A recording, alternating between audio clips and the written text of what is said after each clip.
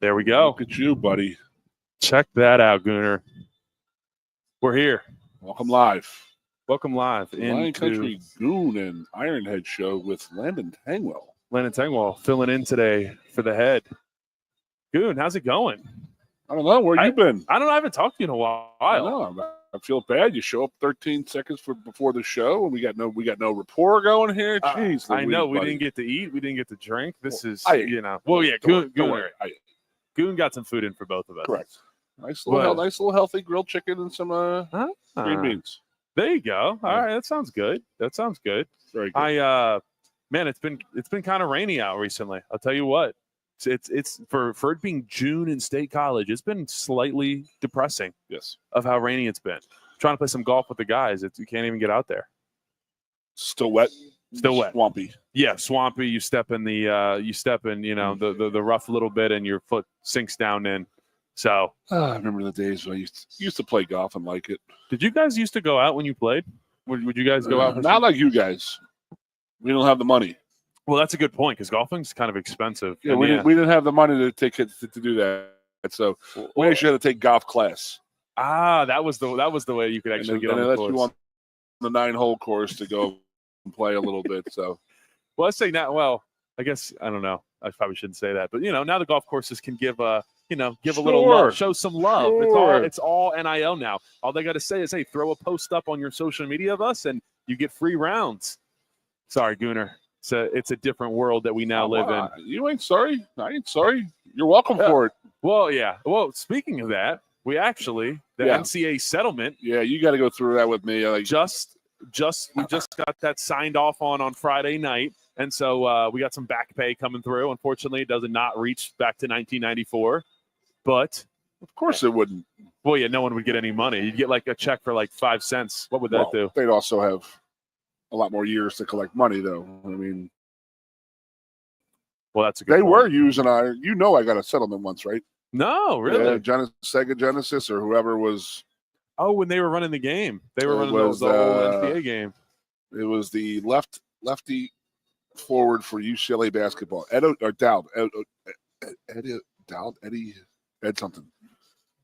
O'Banion. Right. They won a national title, all that stuff, did all that stuff, and then like a year or two later, he's like, "What the hell's going on here?" Because they were playing like the all-time Sega Genesis, like one of their teams. And I think it was like 10 years after he won a national title, and he was like, "I'm playing with the 1995 or whatever year it was, UCLA Bruins, and the power forward is a tall, skinny, bald-headed black guy with a left hand with a pointy nose," and he goes, "That was me." So you know what they did, right? Like when they played like college football on the classics teams, like when you played the 94,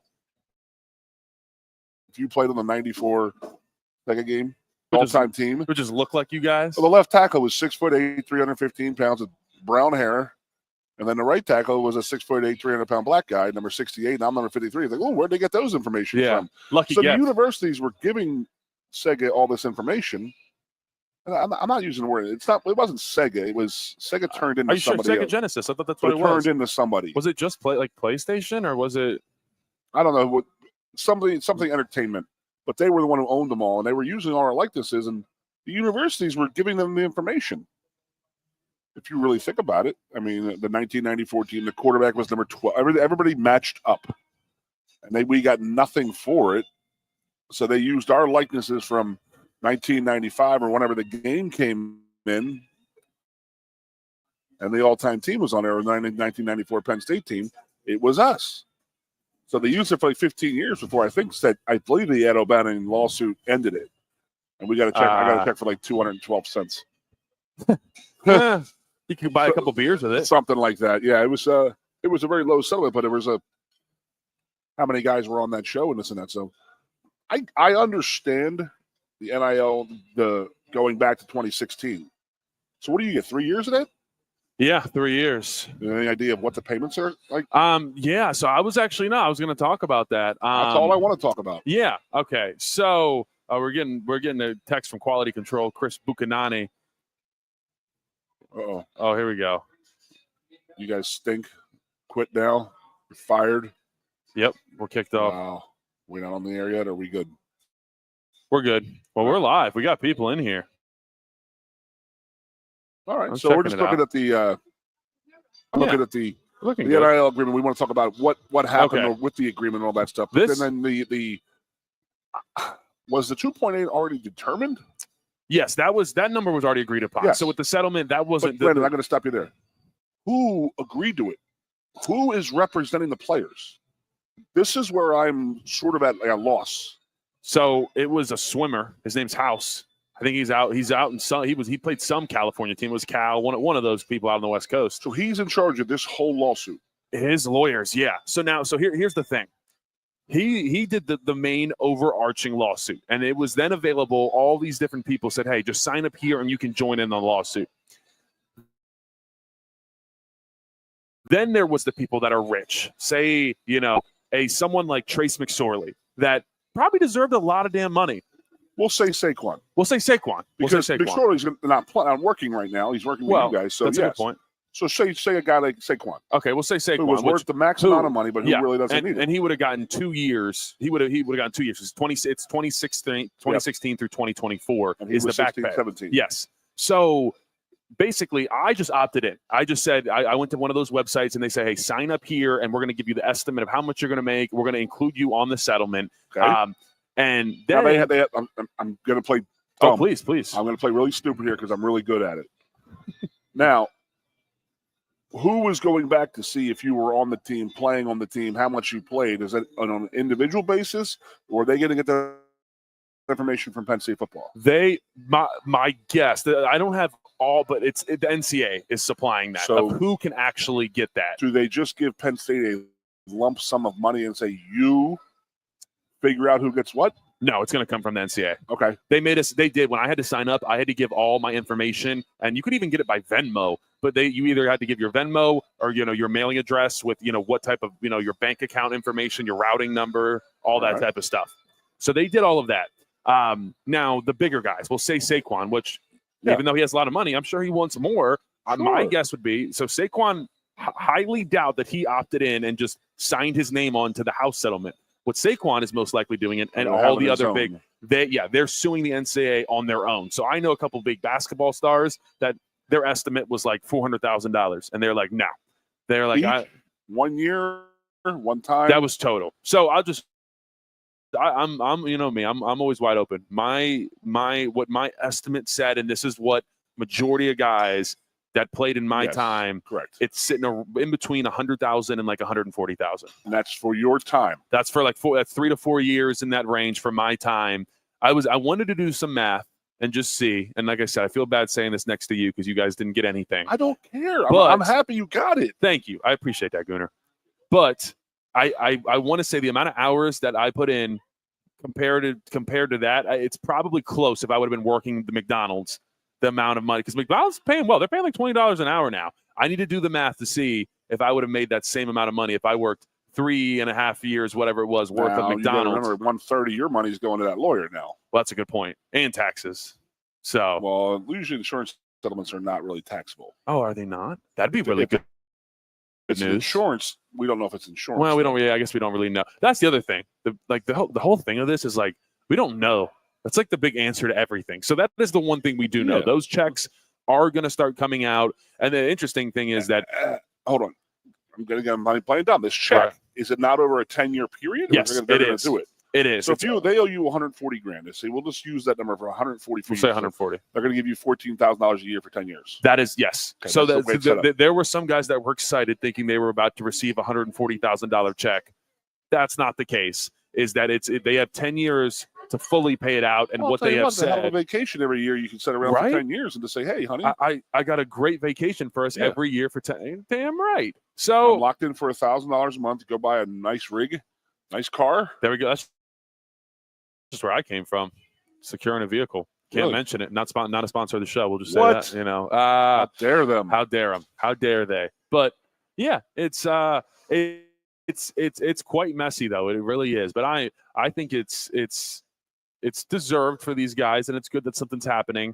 But the big dispute of why the settlement was not being fully signed off on by Judge Wilkins, who was out in case she's a California judge, is because there was a disagreement on the fact that basically walk-ons were going to get told to hit the road and say, you're out of here. And you got to think there are guys on the team now that have put 2.5, 3 years in blood, sweat, and tears, and they're just going to get told to hit the road because we are now going from 85 scholarships up to 105, which I think is closer to what you guys used to have. We had 105. You had 105, but and walk-ons. Well, now you have 105 spots, and they can all be scholarships. They also might not be. You don't have to use them as scholarships, but it's 105 spots, and that is it.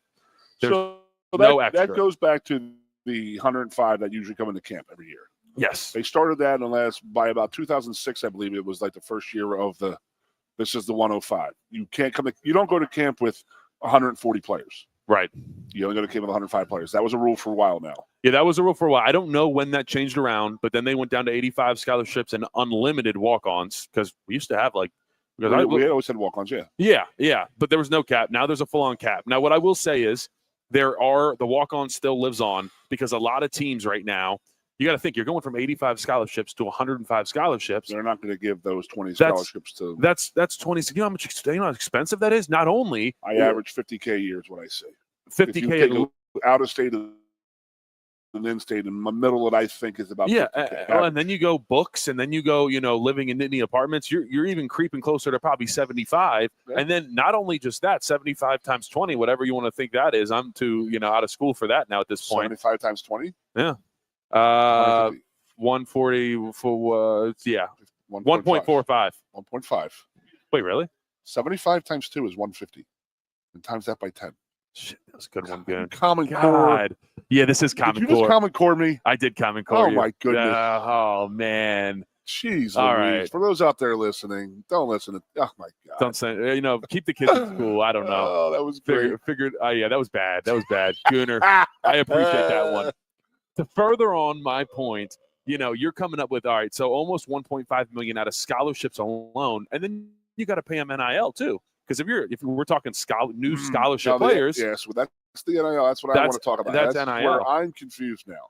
All right. Now the universities are allowed to pay them profit sharing and NIL. Well, yes, so they can make NIL. So how it's going to work now? But from what I'm reading, the NIL has to come from the university. Well, the player can't go out and get it right now, right? Don't they have to go and get it okayed by the NCAA? Yeah, that's the new big thing. So why is the NCAA even involved? The worst part is they're not even all the way. They outsourced it to Deloitte. So they said you handle it. They don't want their name on there, but they're collecting that money. Dang right they are. So where we sit right now, starting July 1st, this is going to begin.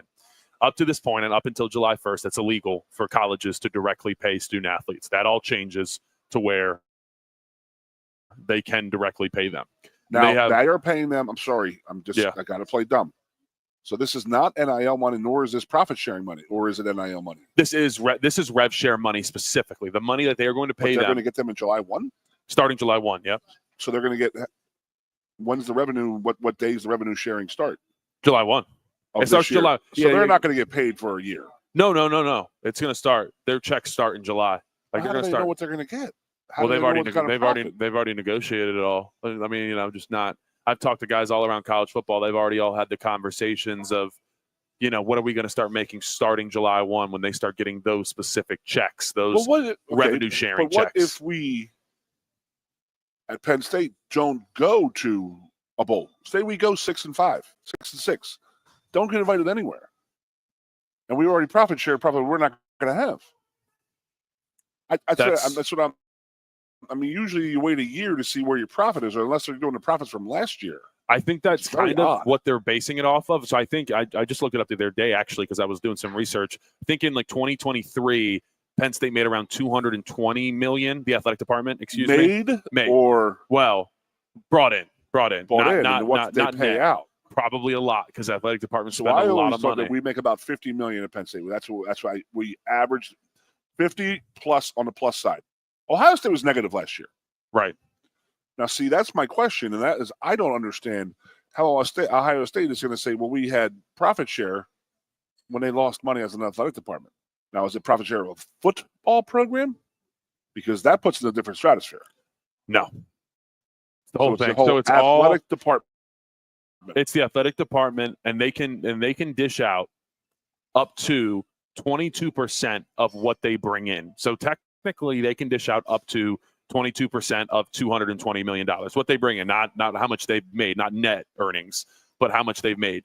The number that was decided upon for all the top teams, Ohio State, Penn State, Alabama, Georgia, the most they can give this year is $20.5 million from July 1 until, I guess, that whole the years are different. It's not a classic, January 1 to December 31st. And now we're stopping this again now. Oh, boy. No, this has nothing to do with that other settlement. Right.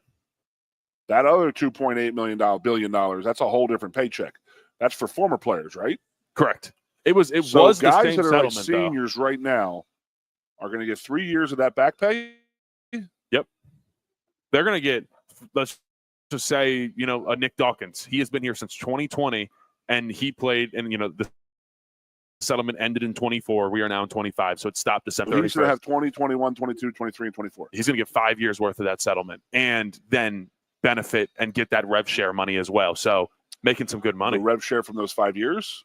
No, just the rev share from coming up. No, for just he's getting rev share he's getting his chunk with you and former players. Correct. He's getting his chunk of that $2.8 billion, whatever that is for him, for 5 years worth of his time, and then now he is going to benefit off of them saying, "Hey, Penn State has to give up $20.5 million now and disperse that across their sports to their different athletic teams." Yeah.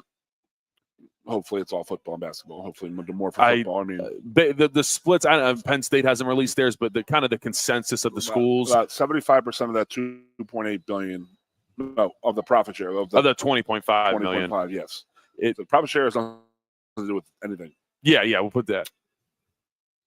So that $20.5 million that's going to the current players, probably 75% of that will go to football team. Yeah, what I'm hearing, $20.5 million. Most people are saying 16 to 17 million of it will go to the big football programs. That's what it's looking 75%, like. 75%, and then like 10% for the basketball. Now you got to think about 75%, and then let's say 10% for basketball. Like, basketball's getting screwed. No, they're not. There's only 12 of them. Yeah, there's 85 versus 12, or 105 versus 12. So if they get 10% of $20.5 million, that's $2.5 million divided by 12 people. That's a hunk of change for them. That's good money. Yeah. So Gooner, set that aside. More so than you're getting. Yeah. Oh, yeah. Not getting you would. Well, yeah, getting back. Yeah. So you set that aside. Now the question is, now you have people like Texas sitting around that they've spent $50 million on their team this year. And people are saying, well, how is that possible? Because there is a $20.5 million cap. That's the max. Well, that is just revenue sharing money that athletic programs have to share with their players. That 20.5 is not even existent right now. That's not even part. That's for the players, and that's it. For the players. And then they still got to pay NIL on top of that. And then, yes, the idea is how they're going to make this work and pay, say a big-time quarterback's making $4 million. Well, obviously, they can't give him, let's say, we said 16 to 17 million that a Penn State, a football team gets. Say Penn State, that's what they're getting for their football team. Well, you can't just spend, 3 to 4 million on one guy. You don't have very much left over. So where a big chunk of that comes is then the NIL piece of it. And you are basically, as athletic programs, you got donors that have businesses, and you get them to sign NIL deals with your players to then get them that extra money, to get them the money that you agreed to in their contract. Now, where that gets tricky is this new Deloitte. It's called NIL Go. They are saying we want to see every NIL deal that is over $600, and we're going to check that and make sure that it is legitimate. And if we see you doing a deal where he has to do one appearance for $1 million, that's probably going to get denied, and you're going to say, no, you can't do that. Now, here's my problem. Who's to say what that's worth to somebody? Who's to say what somebody's worth to somebody? That is why the thought is there is only just going to be more litigation. There will only be more lawsuits coming, because you're right. That's basically what all these lawyers are saying is, how can you tell me what this guy's worth? Who's to say he's worth this much?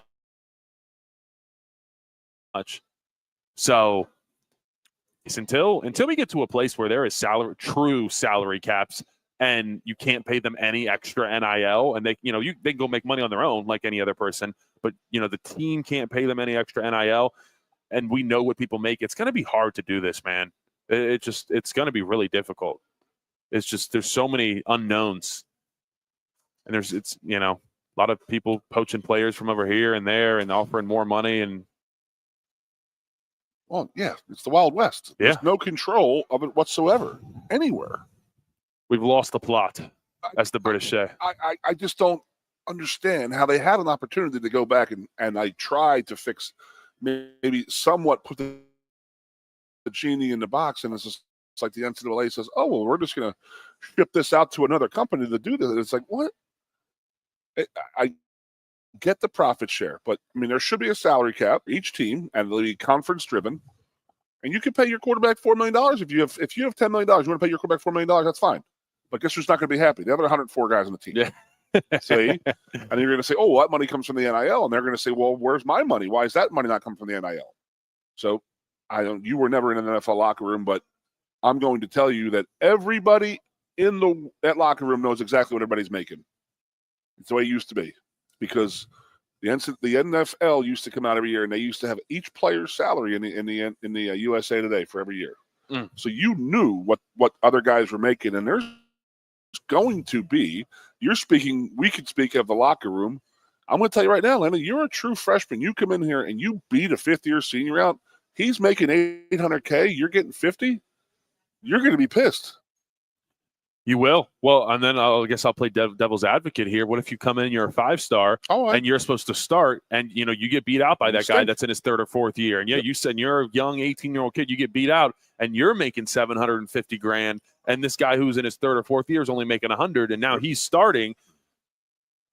That's about all the time. It's like there is that hierarchy in the locker room that when what other cats make, and if they're making more than you, and you're doing more than them, there's a lot more pressure on those kids. So we talked about Ironhead and his wife, Marissa, she runs the mental health stuff. Mm-hmm. So this is what I've sort of gotten into recently, and that is that, people, I could play my father and be like, shut up and deal with it type of thing, back in the day with like the mental health stuff. But that's the way it was back in the day when I was playing. But now it's like, it is a big damn thing. I'm looking back on like, how many 5-stars did you know that came through here that didn't hit and just had miserable, horrible experiences? It's because you're feeling the pressure from mom and dad. Then you're feeling pressure from the guy who recruited you. Then you're feeling pressure from the head coach. Then you're feeling pressure from your teammates and your roommates. Like, you're getting what? You suck, and this and that. It's going to be, it's an issue. And I look back and I look at some of these 5-star guys and I'm like, man, that is a horrible experience. I mean, it's like, you come here with all like the praise in the world, and then you're not producing, and all of a sudden the fans start turning on you, the coaches start turning on you, and your teammates, your AK, your Finns, and it's a lot of undue pressure. And then people are going to say, well, shut up, you're getting paid, this and that. This is the difference. An NFL or a Major League Baseball player or an NBA basketball player or an NHL hockey player, I get it. Oh, they should be able to deal with it. That's fine. But they're still over 25 years old, 23, 24. I mean, you're dealing with 17 to 23-year-old kids, who are just getting money for the first time. They're feeling pressure from everywhere and everything. And then you're not going to produce on the field. It makes it that much harder. You're right. Money just exacerbates it. It's hard. Because like you said, you already had the expectations if you were the 5-star guy. And now it's a lot worse because now they're dumping in $1 million to you. So not only it's like, before, it wasn't any different. If you got a scholarship and you were a 5-star versus the 3-star guy, expectations were higher, but there wasn't any bigger of an investment in you than, say, the 3-star guy that came in with you, because you could tell. Well, no. I'm saying no. When you get there, you're going to tell who could play there. Well, no, I agree. I'm just saying the investment that the team made in you was no different than the 3-star than the 5-star. But now it's just the difference. It's very different. Now we invested $1 million in you versus the guy we're just paying, $75,000.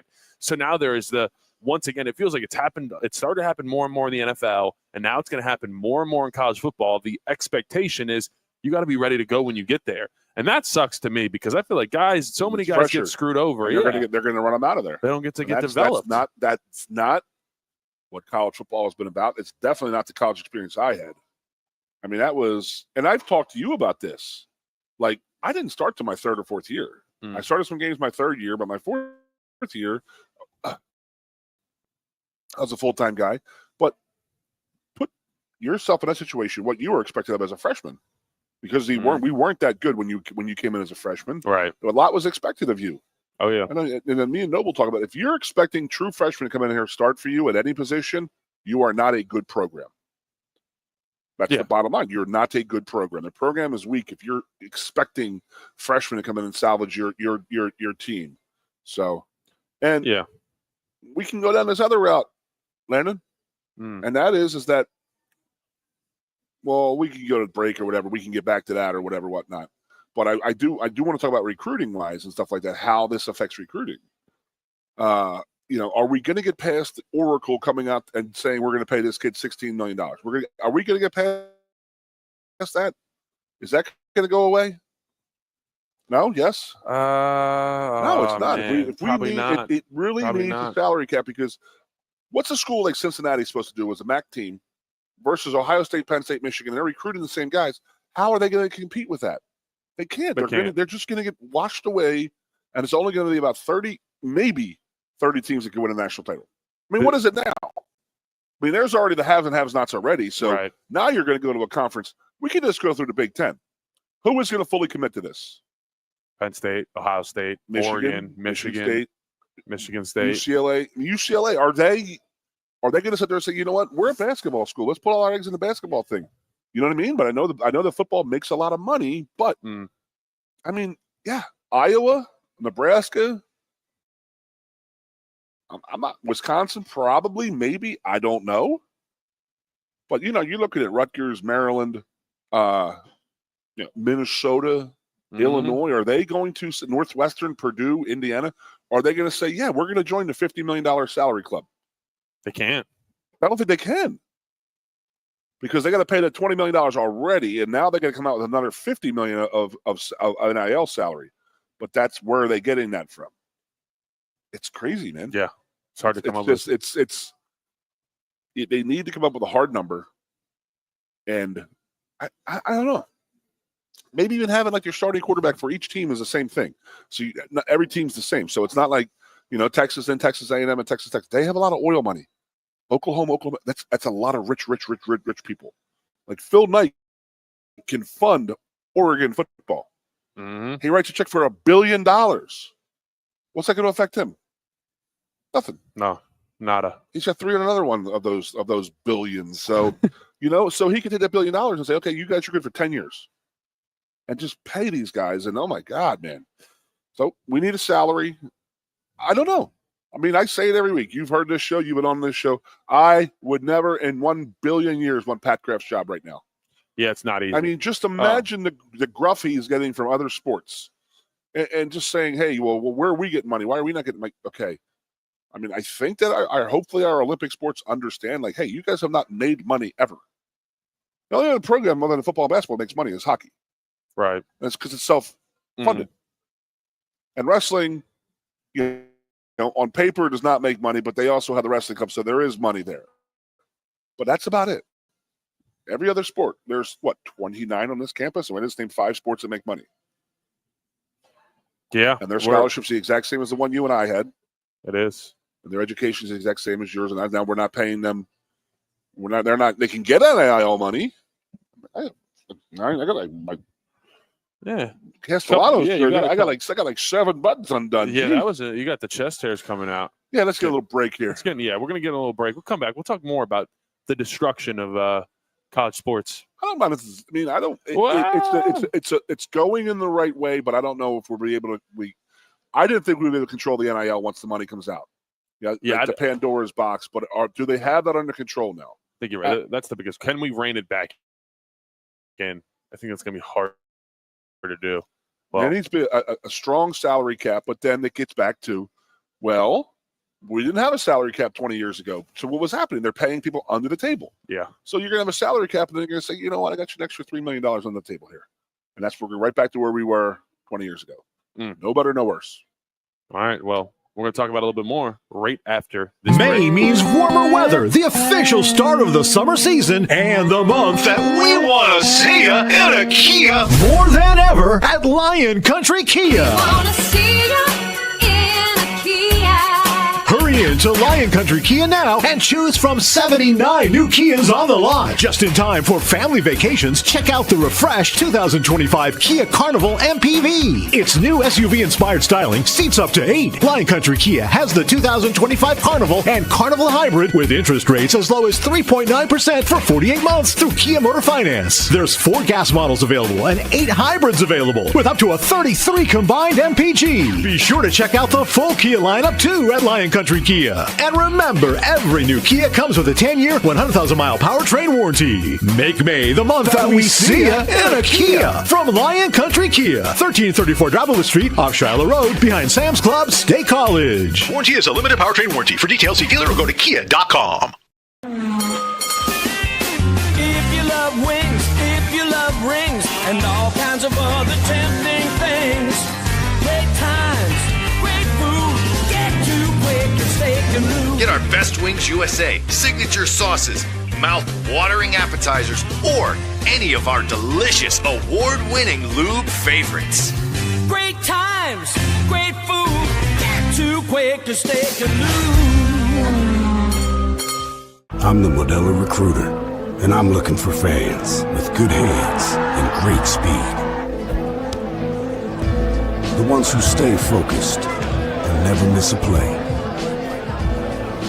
They go the distance on game day, even when their team is away.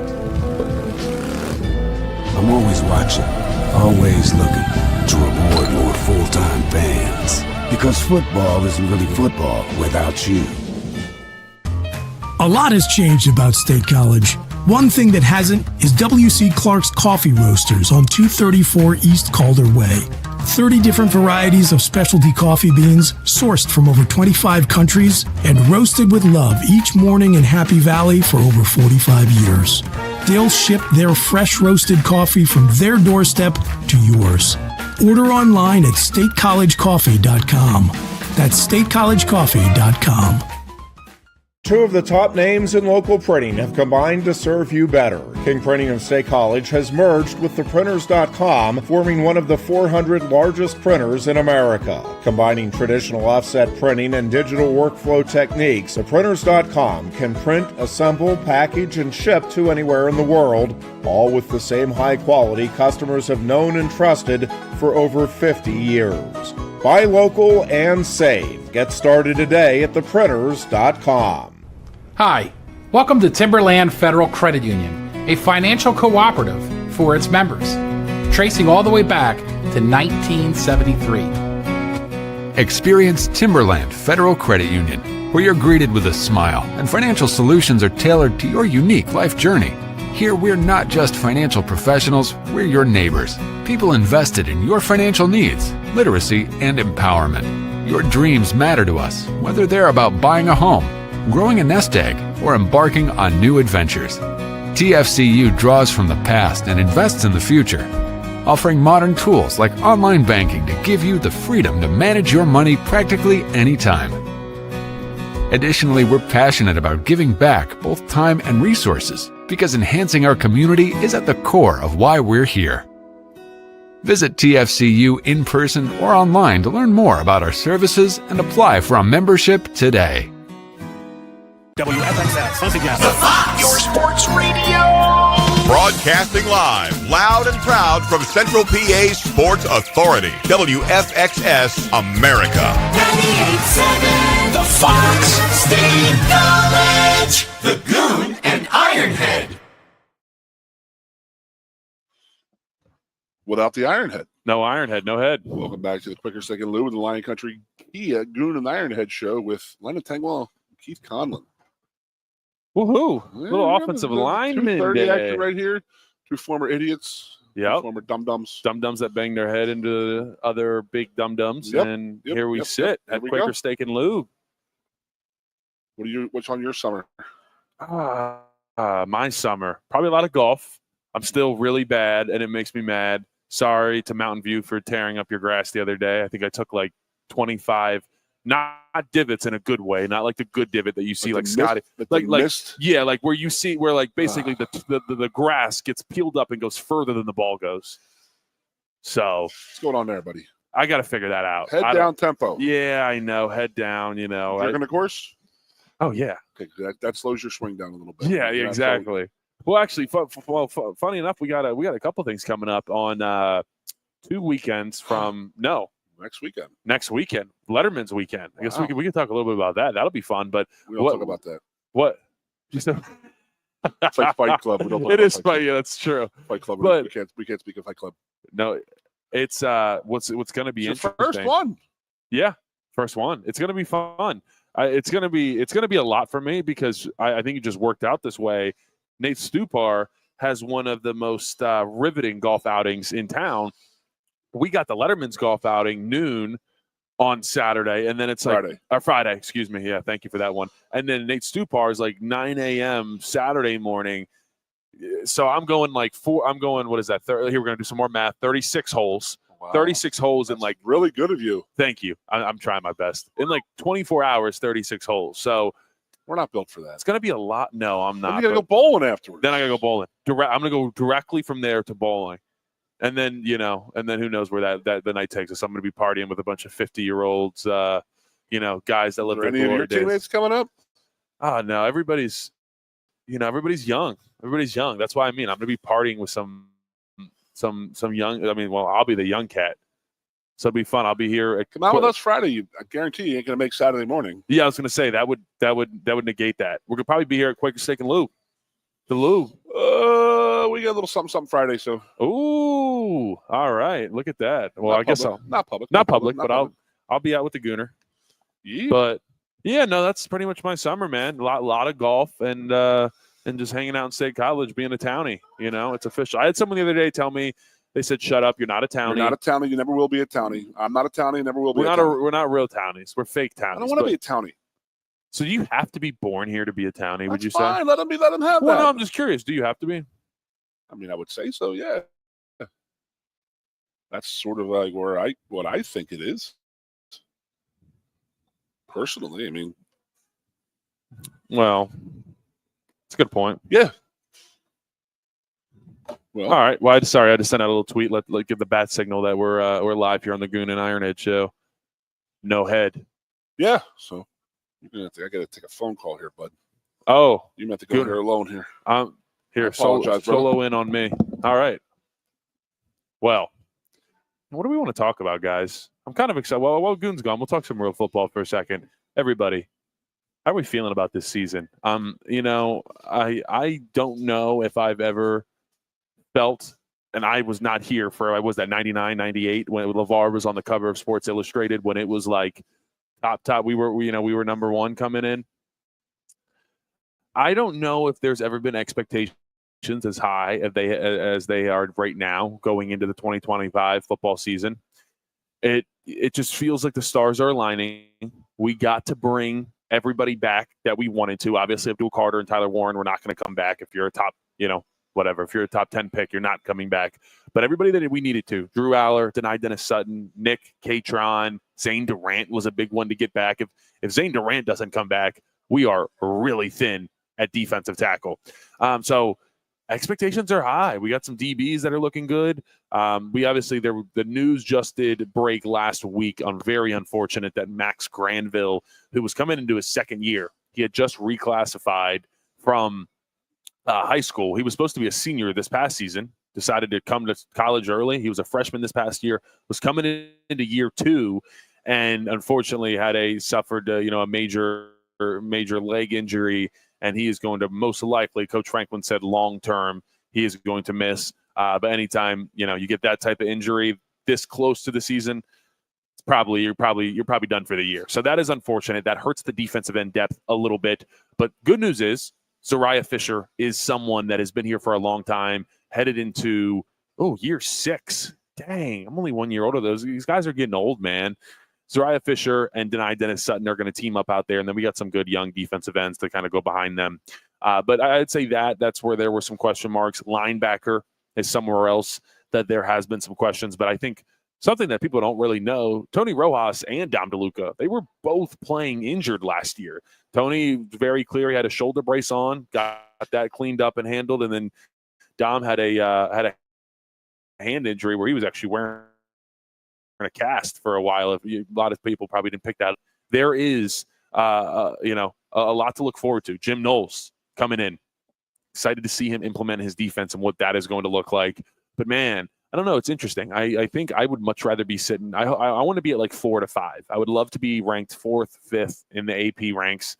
I don't want to come in at number 1. There's really nowhere else to go but down. There's only been 2 times ever, I think, that a team has been ranked number 1 in the preseason AP poll and went on to actually win. It was Alabama in like 2017 or 2018, and then early 2000s. Oh, some team did it. I got to look that up. But it's only happened twice. So I think we're better off sitting at 4 to 5.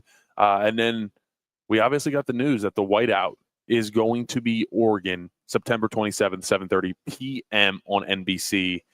That's going to be for all the marbles, man, because, well, it really won't be, thankfully, thanks to the college football playoff design. But Oregon's coming to that game. They have some fairly easy games leading up to that. They play, Oregon State, a couple other slack teams. And then next thing you know, it is September whiteout at night versus probably a top 5 Oregon. And we will also be top 5. That stadium, Beaver Stadium, is going to be rocking. We got the Gooner back. He's back in town. Hey, Goon. Hey, boys. How you doing? Oh, well, that's Goon. an important one. I had to take that one. Sorry. No, you're all good. Goon. Yes, sir. What are you talking about? You're traveling now. We were given a little. I was kind of jumping all over the place, but I will say, have you guys talked to the whiteout, man? So I went in. I looked at Oregon's schedule. First 4 weeks.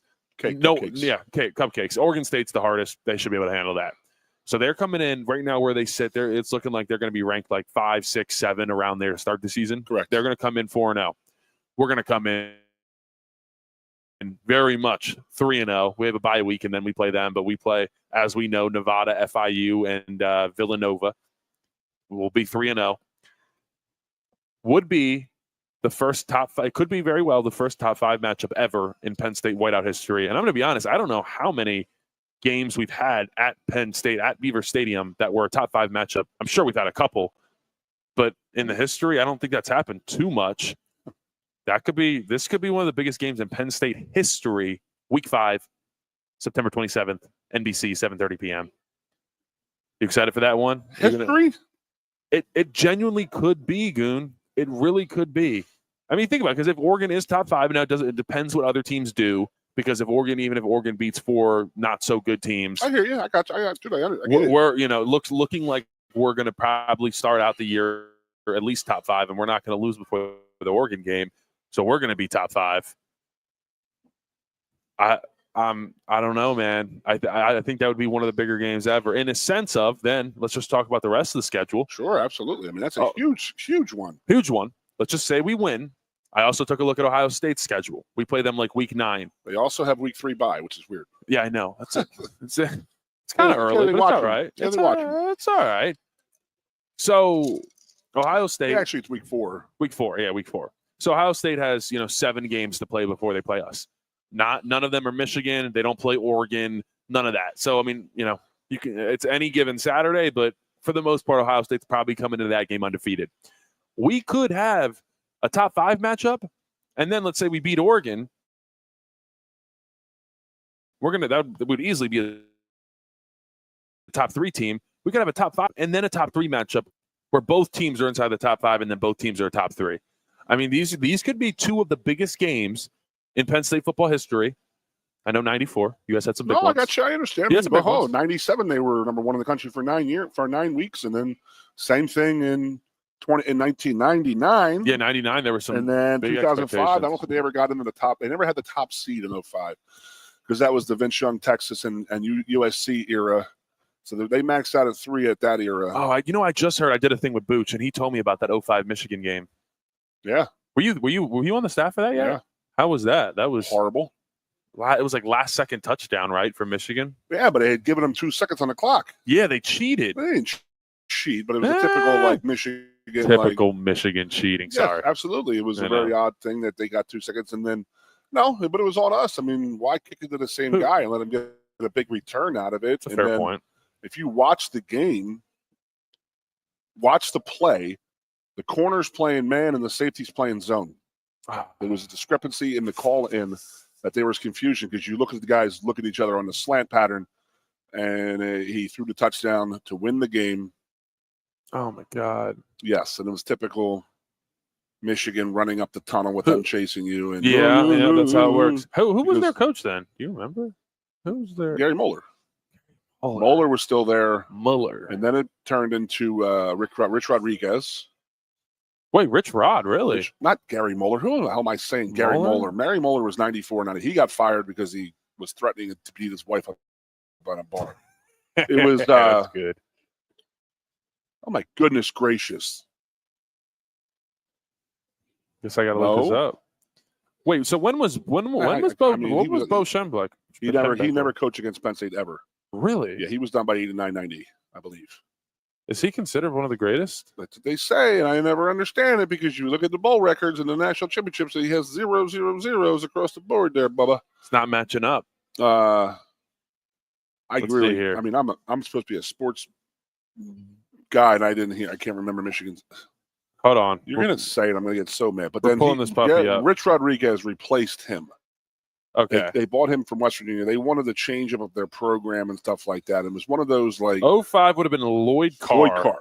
Lloyd Carr was Bo, Mo, then Lowe. Yep. Lloyd Carr, and he lost his first couple to Penn State and then went on a tear and didn't lose to him ever again. Interesting. Yes. So that was the bad time at Penn State, the bad era. Yeah, those early 2000s, He got man. replaced by Rich Rod. And then they were complaining that they lost the Michigan way because Rich Rod turned him into West Virginia ASAP, running the 33 front on defense, running a wide open offense and this and that. And it was just, it's not how you play in the Big Ten. You just can't be playing Big 12 football in the Big Ten. It ain't happening. And then he learned. So they bought in, oh my goodness gracious. It was a former Michigan guy. Brady Hoke came in after Rich Rodriguez. And it was really odd because they had signed the guy from USC, from LSU, Wes Miles. Les Miles. Les Miles played at Michigan. Oh, really? Played for Michigan back in the day. So that was what was going to go down and this and that. And then something happened, dude, where somebody jumped the gun and made the announcement, a.k.a. Kirk Herbstreit, before LSU even played in the national title game, like right before. Oh, no. And he got out, and then he denied it, and then said, nope, I'm not taking it. He did not take the Michigan job. Wow. Yeah, it was one of those weird things that Herbstreit really, really hamstrung him by doing that. It was some kind of weird situation like that. And then after Brady Hoke, they bought in I think they bought in Harbaugh. Harbaugh was like 2015. That was the thing. Is they bought Harbaugh in, and he struggled, and he got whooped around a little bit for 3 or 4 years. His job was on the line. You know the year that they went on the cheating scandal, right? Which, by the way, when is that coming out? When is all that stuff's happening? Oh, there's so much the year that they had the cheating scandal, right? Do you know that he was not taking a salary because he had told them that I guarantee we're going to win this year? No. So he didn't take salary. He took his salary all in bonuses if he won this and won that because he said, I built this team for this reason, for this season. So you can understand why he would be like, you have a little bit of an unfair option here. Maybe we can do this and that. So you could see where he would possibly go that route because he was struggling and they were talking about firing him. And that is a Michigan man. That is a guy who loves Michigan and Michigan loves him. Mm-hmm. He is a product of Michigan. He is the classic Michigan guy. And they were going to run him out. They were frustrated because they weren't beating Ohio State, and they went on. Now they can't lose to Ohio State. Ohio State's winning national titles, but losing to Michigan during the regular season. So, very weird stuff. Back against the wall. What are you going to do? Absolutely, and that's the thing. It's like, okay, well, you had this up. I can do this for you, and you may be able to save your job, and save face in your alumni and all this and all that. You grew up here. You went to school here. You coached here. You could see where it would happen. I mean, I'm not saying that happened, but you can see where that may have been an issue. You can definitely see that. It's interesting. That whole Michigan thing is eventually it's going to come to a head. I don't know when. And again, what's going to happen? They're gonna kick Harbaugh out of college football forever. Yeah, so and Connor Stalions out of football forever. It's okay. They're good. Yeah, he's all right. Harbaugh's going to be just fine in the NFL. He'll coach there for 6 more years, 7 more years, and he'll retire. But them pretty good. The problem is that they're going to suspend players and coaches on the team now, and this is what I hate. They're going to. It's like the sanctions at Penn State under with the Sandusky thing, when they just dropped the hammer on guys who they had nothing to do with. It was 15 years ago, type of thing. So the guys that are playing for Michigan right now, some of them weren't even on the team then. Right. There's only seniors that were on that team 3 years ago. Right now, juniors and seniors are the only guys that were on that team. And you know how it works and moves around. How guys move. Yeah. Team to team. How many were on that? I would like to see how many actual guys from Michigan now were on that national title team. In 20, much less than half at least, especially Crazy, with the way right? they turn over. Yeah. Yes. So like you said, a lot of guys getting punished that weren't even a part of it. And that's what stinks. I mean, I remember like Marty saying, like, look, dude, we're getting punished for, like, we were playing with, like, Power Rangers when this stuff was going down. I mean, when we're getting punished for it, you're going to take my senior year away for this? So it was always, we never understood, and that's the NCAA issue, is that this is now year three of this right now. That's been known, and this and that has been, what's taking so long?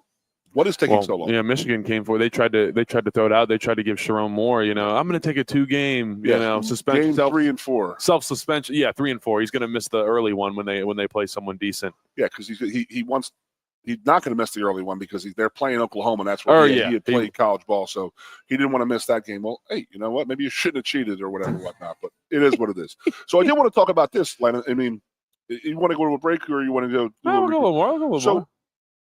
We were talking about earlier with recruiting. The hardest position to recruit in high school to go to college is offensive line. There's no doubt. You're going to see how much a guy can run, how much he can catch, and this and that. With football, it's like you got guys my size and your size.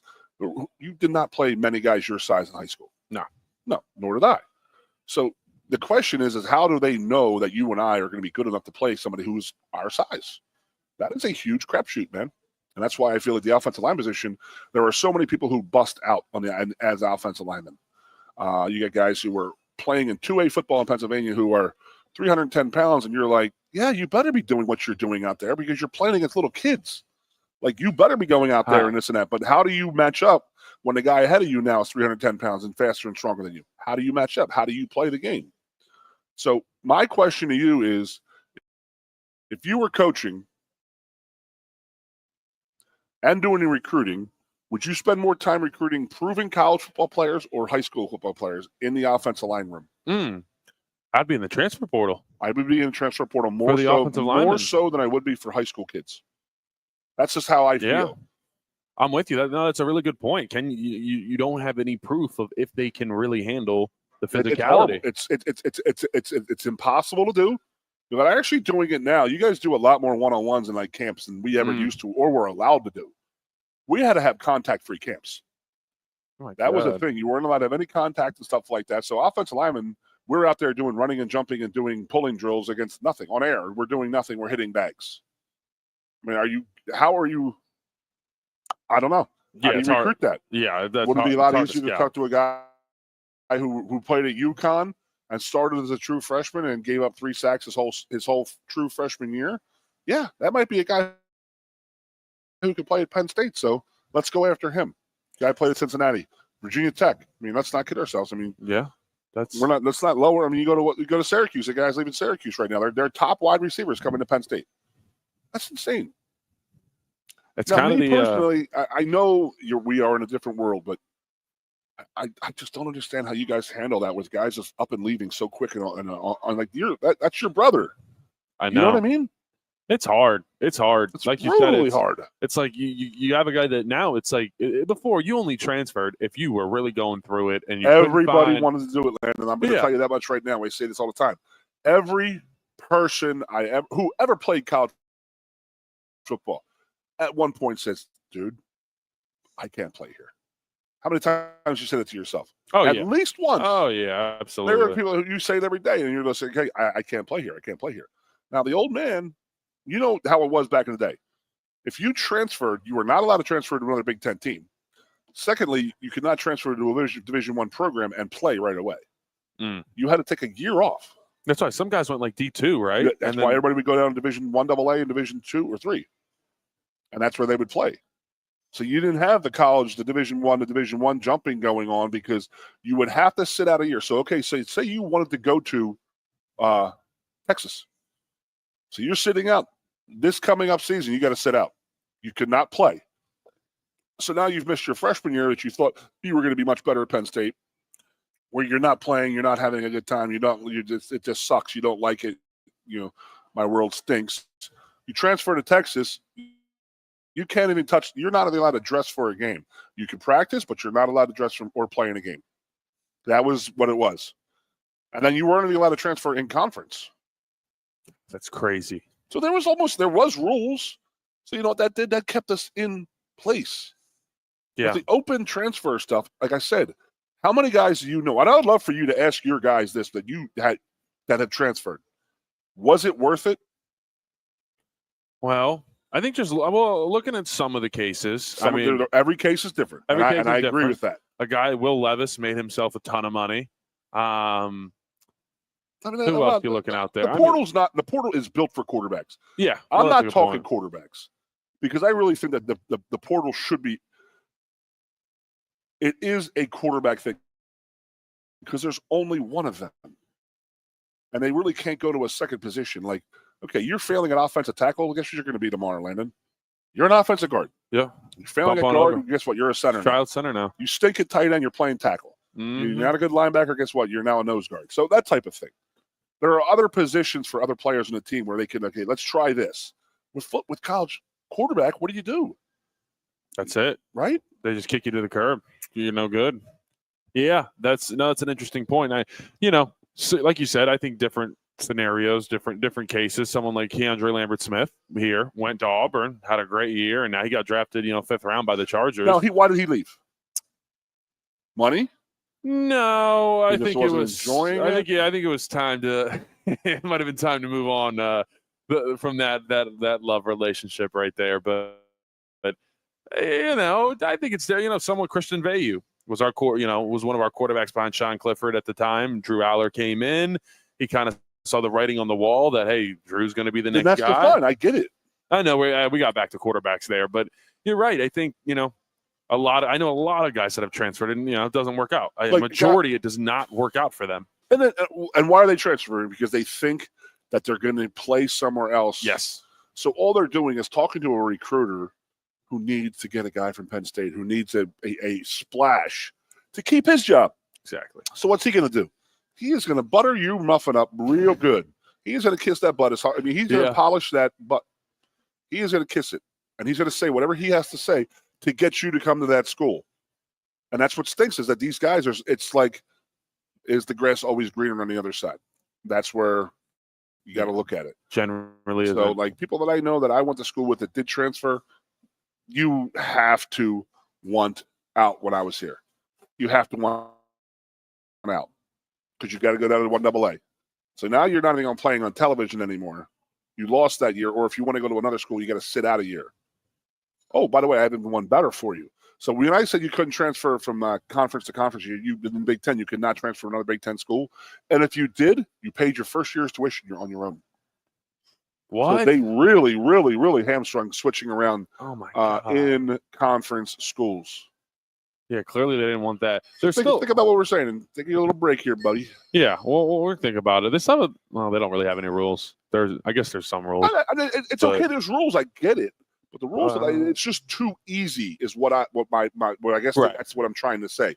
It's too easy that there's some kind of there's a wall in front of me. I got to go over, around it, or through it. And somebody will be like, I don't want to do that. I can just go over this way and go to this school. I'm just going to turn around. It's like you got a little competition at you. I'm sitting there. I mean, like I said from the start, the first day you come here, the first year you come here. Can you play here? You'll know. Yeah. You'll know because you look at the older guys and say, okay, I could be that good. Or, holy God. And I remember like my little brother was a sophomore. He was 2 years after me. So him and his teammates talking, they'll sit there and say, like, we came in and watched you guys and we were like, I'm never going to play here. You know what I mean? I was like, you can't really compare yourself to Jeff Harding's. We'll just leave that one there. So yeah, that's a good point. But, everybody had it. Every person in every sport, and even in the real world, I can't do this. This job's too hard. You know what? Or do you say, screw it, put your nose to the grindstone and go back to work and get it? Say, I'm going to get it, instead of saying, well, I'm just going to leave. They want me more over there anyway. Of course they're going to want you more because they want that. They're going to get what they want. Yep, they're going to say whatever they can to get you. Guys think, there's their issues. Okay, go ahead. Let's go to commercial here, boys and girls. We'll hit a quick little commercial. We'll come back. Goon and the Higher Net Show live from Quicker Second Loop. By the way, you know what? At 4 o'clock today, buffet, baby. Buffet at 4 o'clock. Yep, buffet. We're going to dig into that one. Some corn nuggets, probably my favorite piece of it. You always say that. I don't know why. I see the corn nuggets and I get excited. There's a lot of great wings. He's a corn nugget fan. Corn nugget. Who's a corn nugget fan? This guy right here. Who likes the corn nuggets? They're good, but that's the best thing on the buffet. Might be the best thing. Might be one of the best pieces. The best thing. Come into Quaker Steak over and the Lube. Chips and queso. Oh yeah. And the apple dessert, the fritter. Oh Lordy, yellow jalapeno popper. You people are too young. Yeah. Wow. Of course I'm old. I know I'm old. We made food a lot. Food's gotten better. Nah, maybe it hasn't. What do you mean? Around here, it's gotten better at least. With what? With restaurants and stuff coming in? Just in general, yeah. When did Quaker Steak get here? Was it here when you came back? Yeah. This? Really? Yeah. No. Oh. Huh. I believe we're only 10 years old here. No. Well, come on down to Quaker Steak. Absolutely. Get yourself some great food, and we will be right back to talk more Penn State sports. May means warmer weather, the official start of the summer season, and the month that we want to see ya in a Kia more than ever at Lion Country Kia. Hurry into Lion Country Kia now and choose from 79 new Kias on the lot. Just in time for family vacations, check out the refreshed 2025 Kia Carnival MPV. Its new SUV-inspired styling seats up to 8. Lion Country Kia has the 2025 Carnival and Carnival Hybrid with interest rates as low as 3.9% for 48 months through Kia Motor Finance. There's 4 gas models available and 8 hybrids available with up to a 33 combined MPG. Be sure to check out the full Kia lineup too at Lion Country Kia. And remember, every new Kia comes with a 10-year, 100,000-mile powertrain warranty. Make May the month that we see ya in a Kia. From Lion Country Kia, 1334 Dravilla Street, off Shiloh Road, behind Sam's Club, State College. Warranty is a limited powertrain warranty. For details, see dealer or go to kia.com. If you love wings, if you love rings, and all kinds of other tempting things, great times, great food, get to Quaker Steak and Lube. Get our Best Wings USA, signature sauces, mouth-watering appetizers, or any of our delicious award-winning lube favorites. Great times, great food, get to Quaker Steak and Lube. I'm the Modelo Recruiter, and I'm looking for fans with good hands and great speed. The ones who stay focused and never miss a play.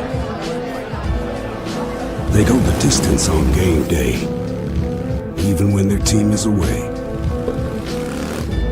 I'm always watching, always looking to reward more full-time fans. Because football isn't really football without you. A lot has changed about State College. One thing that hasn't is W.C. Clark's Coffee Roasters on 234 East Calder Way. 30 different varieties of specialty coffee beans sourced from over 25 countries and roasted with love each morning in Happy Valley for over 45 years. They'll ship their fresh roasted coffee from their doorstep to yours. Order online at statecollegecoffee.com. That's statecollegecoffee.com. 2 of the top names in local printing have combined to serve you better. King Printing of State College has merged with theprinters.com, forming one of the 400 largest printers in America. Combining traditional offset printing and digital workflow techniques, theprinters.com can print, assemble, package, and ship to anywhere in the world, all with the same high quality customers have known and trusted for over 50 years. Buy local and save. Get started today at theprinters.com. Hi, welcome to Timberland Federal Credit Union, a financial cooperative for its members, tracing all the way back to 1973. Experience Timberland Federal Credit Union, where you're greeted with a smile and financial solutions are tailored to your unique life journey. Here, we're not just financial professionals, we're your neighbors, people invested in your financial needs, literacy, and empowerment. Your dreams matter to us, whether they're about buying a home, growing a nest egg, or embarking on new adventures. TFCU draws from the past and invests in the future, offering modern tools like online banking to give you the freedom to manage your money practically anytime. Additionally, we're passionate about giving back both time and resources because enhancing our community is at the core of why we're here. Visit TFCU in person or online to learn more about our services and apply for a membership today. WFXS, once again, the Fox, your sports radio. Broadcasting live, loud and proud from Central PA's Sports Authority, WFXS America. 98.7, the Fox, State College, the Goon, and Ironhead. Hey, welcome back here to the Goon and Ironhead Show live. Quicker second lube here on our Tuesday afternoon. Let's see, we're getting some weather coming in here. How much you get done, big dog? Come on. On that break, let's talk about what are we eating? What did you order? I had some Kentucky bourbon glazed wings that I'll tell you what. Holy heck, I never heard of this flavor. Mm-hmm. That's really good. When did this come about? Because I ordered Korean barbecue earlier and it didn't have it. They said I haven't had it in months, and I didn't know that. Well, this one here, I've been getting it ever since I came here. So really, at least 3 years, I think. Kentucky, huh? Kentucky bourbon glaze, and you can actually find them. They always have them over at the all-you-can-eat buffet here on Tuesdays. But Goon, they got brought over to me about 10 minutes before we took that last break, and I was starting to. My mouth was watering by the time when you said it's time for a break. You were like, oh, I got excited. Looking like Homer Simpson. You know what? You're still a fat kid. Oh yeah. And I think I did 6. I think I put 6 away on that break, and it wasn't like a super rush. If I rushed, I could have gotten all 12 down. Well, I guess that begs the question, Goon. No. You get an hour. How many wings can you put away? Here? Yeah. See, I don't have. I'm telling you, dude, their wings are big. I mean, I'm telling you, someone told me they ate 30 wings at the buffet the other day. I said, that's impossible. Holy hell. Are you serious? I don't know. Pretty crazy. Yeah, it's a lot. To me, it's a lot. Well, have you done any eating challenges? Yeah. I'm not a wing guy. Oh, you're not wings. What's some of the best eating challenges you've participated in? Man, okay, all right. I had one. I had some when I was coaching down at Hampton City College in Virginia, 2001, I believe. There was a barbecue joint down the street. This is a very rural area in central Virginia. Barbecue place down the road, open fire pit, all that stuff. It was like old school. It was beautiful. So I had one kid on the team. It was Cole Downer, who ended up transferring to Clemson and then ended up playing in the NFL Europe type of thing. And it's funny because he and Kupakis were actually competing against each other or on the same team when I was over there. I was like, my worlds just collided because it was funny hearing the names. So Cole was about a 6'5" tight end. He was playing Division III. He was way above a Division III grade. I think he was a very, very late bloomer. I mean, he ended up going to Clemson and getting a scholarship, earning a scholarship there. So what does that tell you? That he was a pretty good Division III football player. So all year, these people are telling me this kid, like, side story, Hampton City was an all-male school. So one of the things that they did was the food was, like, unbelievable. Like they had the comfort foods of home because they didn't have like the, like women where, so they had to make the school enticing. So the dining hall and the experience was unbelievable, like ridiculous. So this kid was eating there and these guys always used to go up and say that he can eat more than you. He can eat more than you. No. And I'm like, all right, whatever. But these kids never seen me eat and stuff like that. And I was actually well under my plane when I was probably like 280, 290 at the time. And I said, okay, here we go. We got 50 minutes to eat a 50-ounce steak. And it was cut to size by the barbecue place down the street that we knew the owners, and he had 2 steaks get there. So I got there early, and I told him, I said, listen, I'm going to hammer this thing in about 15 minutes. I said, I want you to bring me a dozen wings out. Just to tell the kid, like, wow, that was nothing for me, and scare the kid. So Set the tone. I ripped through this steak, 50 ounces, just killed it. Unbelievable, so good. And he's just sitting there, slow and steady, wins the race. And then I'm eating my chicken wings, I'm drinking beers in front of him, and this and that. He got it done in like 47 minutes, but he got it done. But it was a large feat for myself. Yeah, eating a fit, dropping a fit. There's still pieces of that in me, I think. Yeah, still eking out. Chicken wings on top's impressive though. Holy cow! Well, yeah, I got a couple of those down. I think that was more of the beer talking at that point. Yeah, there you go. The beer will do that. I've only done 2. I did one against Nick Dawkins. You won the We Are cheesesteaks. Oh, I did win that. Yeah, I did win that. 24 ounces, but the six orders of fries. Are you kidding me? The fries, I don't know if it should have counted. I think it did, but it did. But I threw up directly afterwards. Went up in the alley over on Pew Street. I was courteous enough to do it into a trash can that I found there. But yeah, it was 24 inches of cheesesteak and 5 to 6 orders of fries. I mean, there's some thick fries, thick cut fries. And that cheesesteak wasn't just a couple ounces of meat on there. No, that thing was packed to the brim, baby. So that isn't the only win I've ever gotten in any eating competition. You won money. Yeah, I did. Legit. Something like legit money. It was actually really good. Don't say it, Uncle Sam.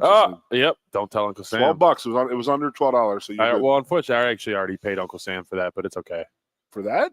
Yeah. Oh no. Yeah, I know. It's sad. Uncle Sam always gets you. That reminds me. It's so funny when we first started NIL and everybody kind of thought they were like they told us about taxes. And at this point in your life, you were getting a stipend, but you don't pay tax on stipend. And they show us the slide on taxes, and it's like, hey, you got to file this by then, and here's tax day, and a bunch of they're like, man, I'm and they're like, well, unfortunately, you have to. And then it was kind of like this whole like, well, what happens if we don't? Oh, and it's like, who's going to find out? And it's like, oh, they're going to find out because they're looking for you. Yeah. They're looking for you. They will come and freaking find you. There is no question about that, Gooner. So that's one of the great things about the NFL is if you ever want to look at something funny, look up Spice Adams' first NFL paycheck. He sits there and looks at it. He goes, what the hell? I ain't unemployed. What the hell am I paying unemployment? Who's Social Security? Who's this? Mike FICA? Who's FICA? Who's this person? Who's this person? Who's this person? I'm taking half my damn money. And it was just funny because it was like, that's the great awakening is that the NFL, you're considered over $500,000, so you're in the 55% tax bracket.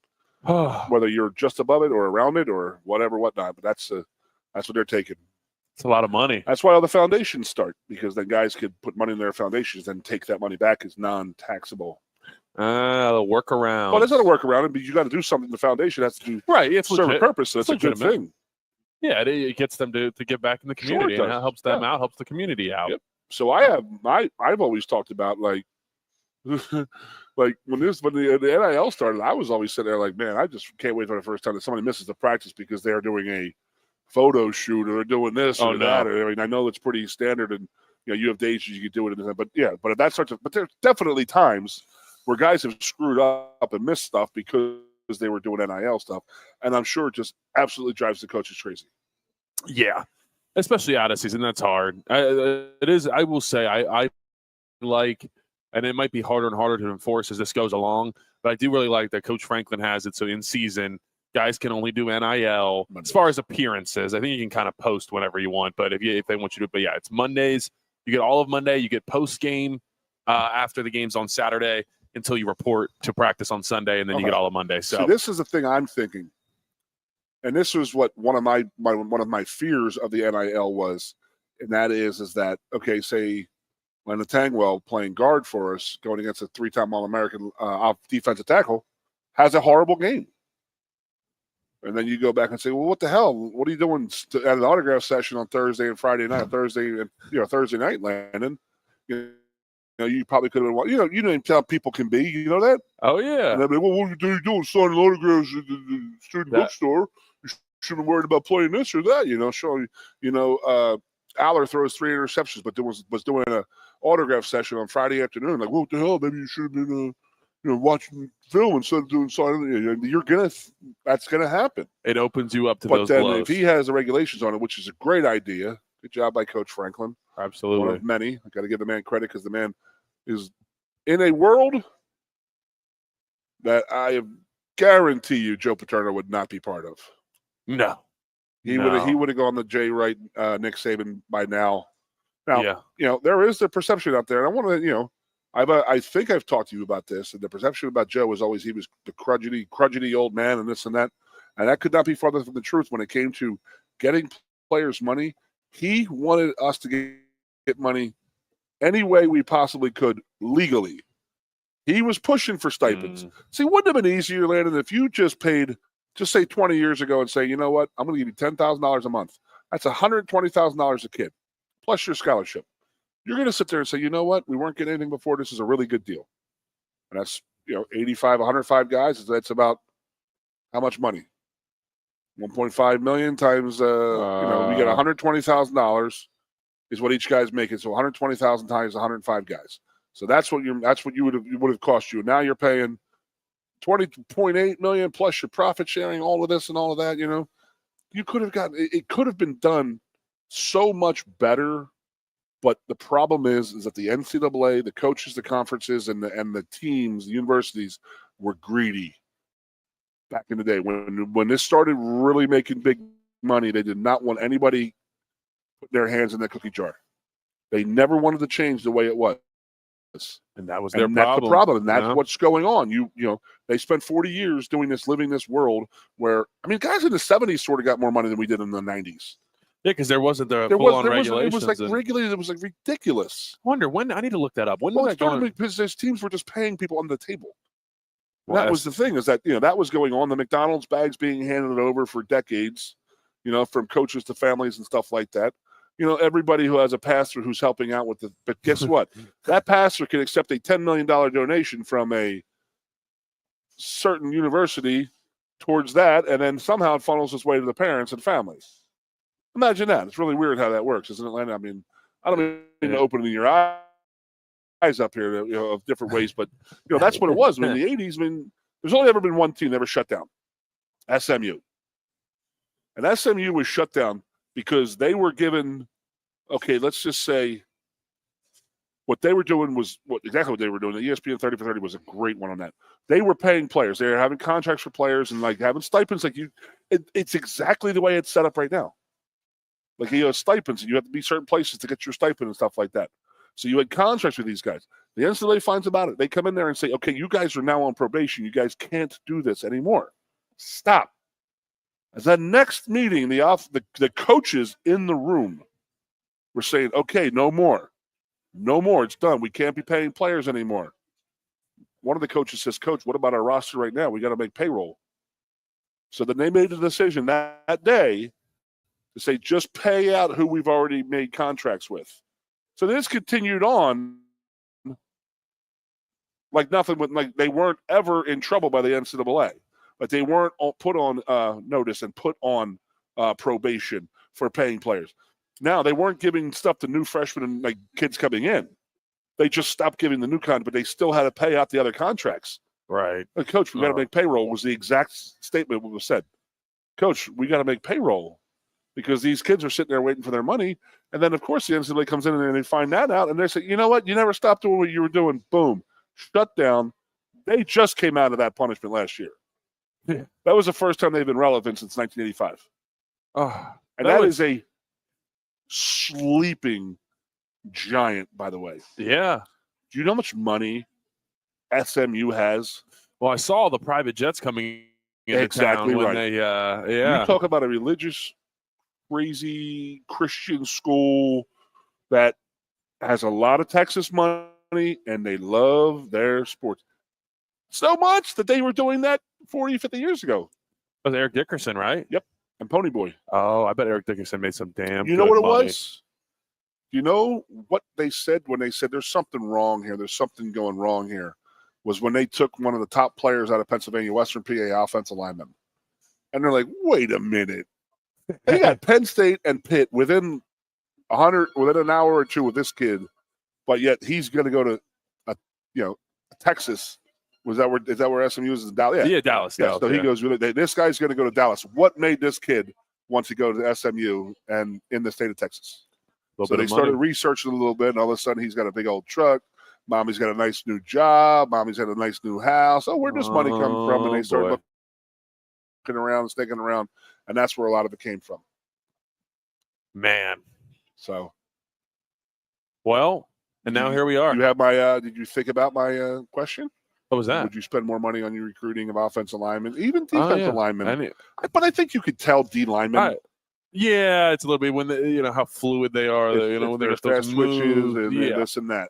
But you're right. It's just physicality out of an offensive lineman. It's like you really don't know until they see the heart. You don't see their heart until they have to go against somebody their own size and say, okay, well, this guy's never lost in his life, and now he's losing on every other play. How is he going to handle this? It's a huge thing. It is.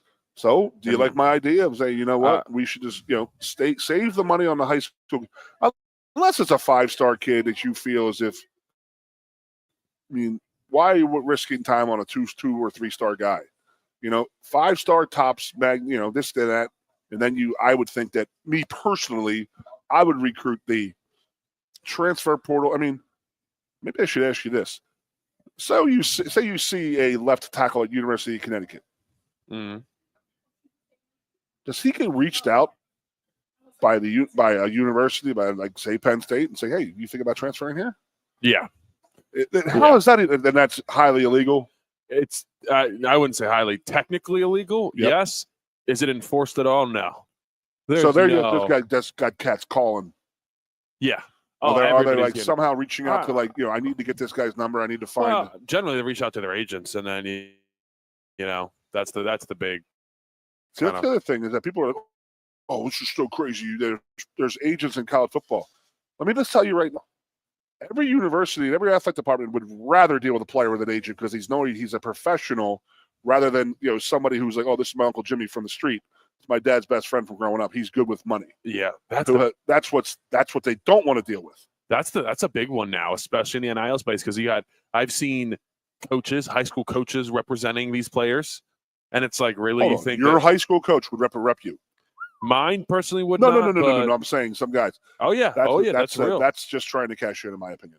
Oh yeah, absolutely. I've seen 7-on-7 coaches as well. They're like, yeah, this is I'm representing them, and it's like, what do you know? What the hell do you? That's another piece. NFL, to be an NFL agent, I agree. You have to be certified. I agree. In that's the just NFL. what we need to get into, and then every player should, in my opinion, have a sports agent, just because they're going to get the truth. In my opinion, they're going to say, "Is Landon going to play here?" Yes, or you know what? You may want to tell Landon look somewhere else, because we're going to get to that point where their kids aren't playing well. They're going to be said, "You know what? You're not making it. You got to get out of here." Yeah, and that's never happened before, ever. That's never ever happened before. But that's the way we're at right now.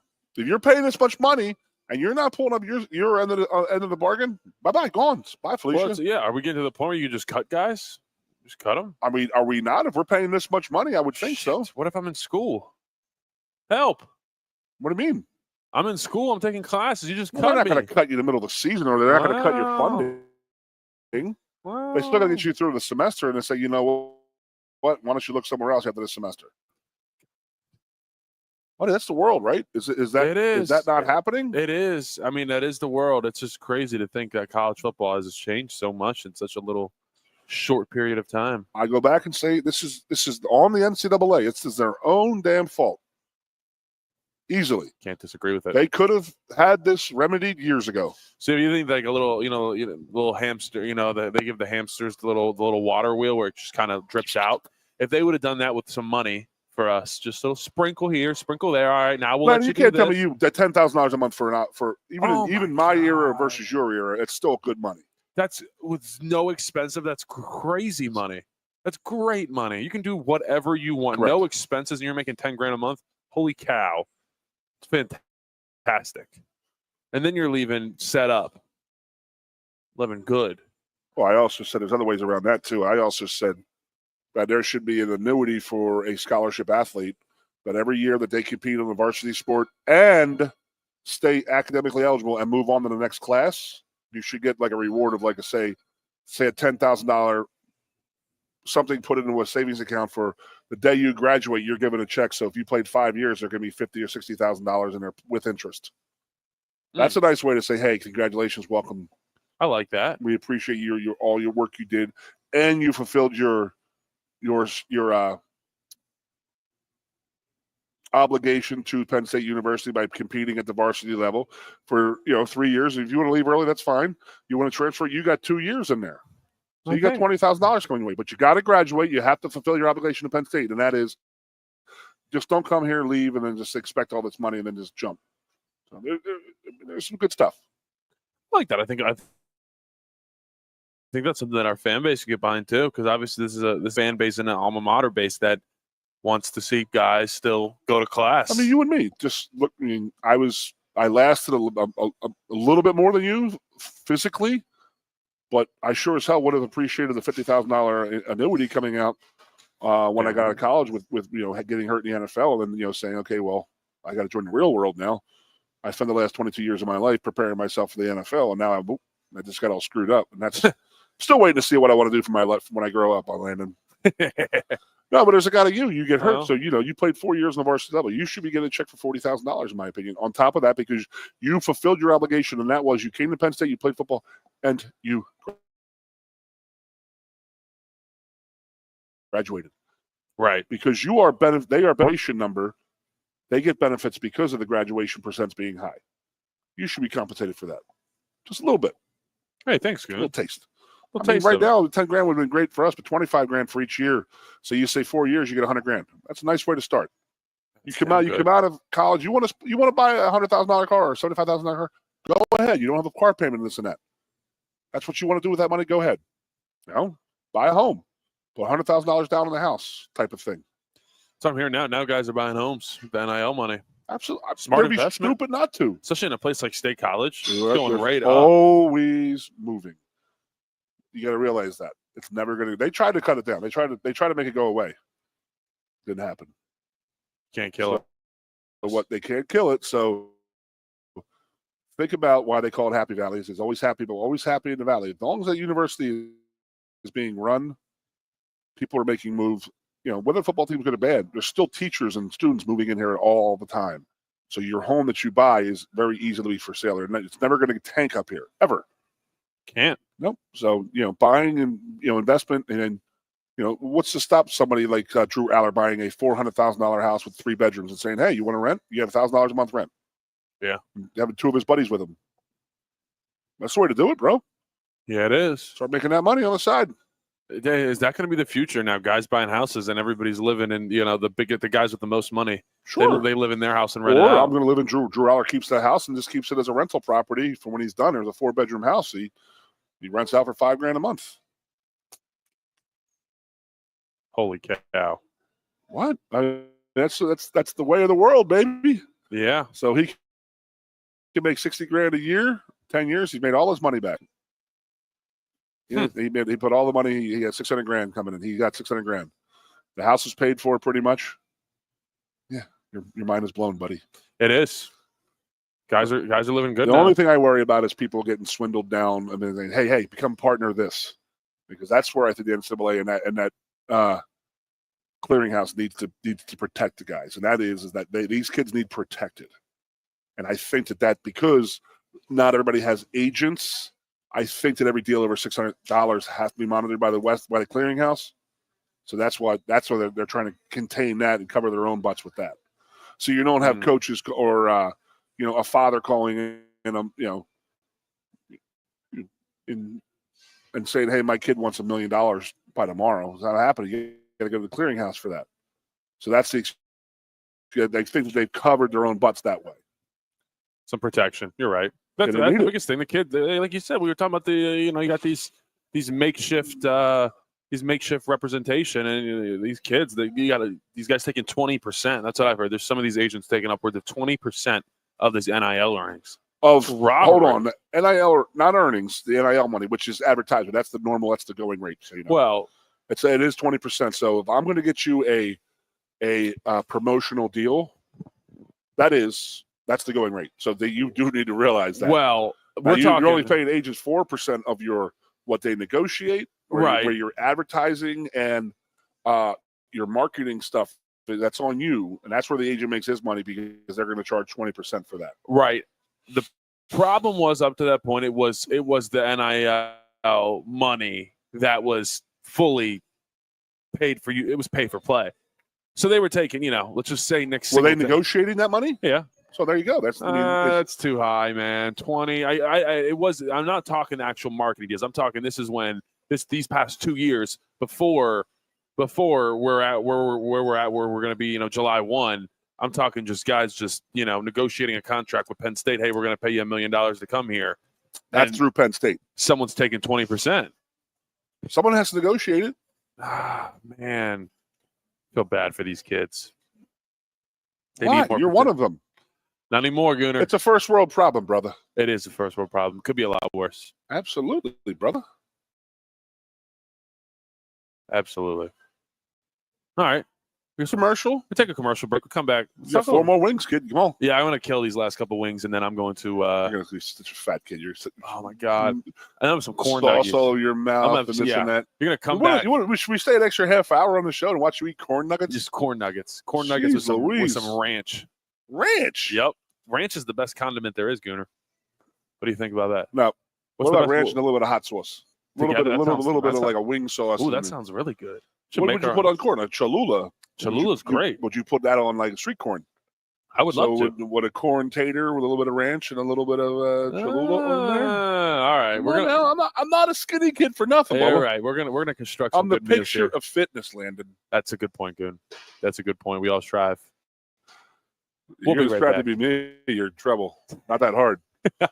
Just drink a lot, eat a lot, and don't say prayers. A lot of beer. We'll be right back after the short. May means warmer weather, the official start of the summer season, and the month that we want to see ya in a Kia more than ever at Lion Country Kia.